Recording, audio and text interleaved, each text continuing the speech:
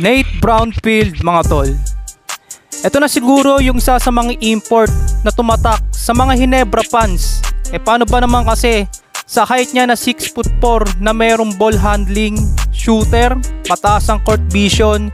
Sa 6'4" niya na height lamang nakikipagbanggaan na to sa mga tigasing nating PBA center noon na sila Asi Taulaba at si Alipik.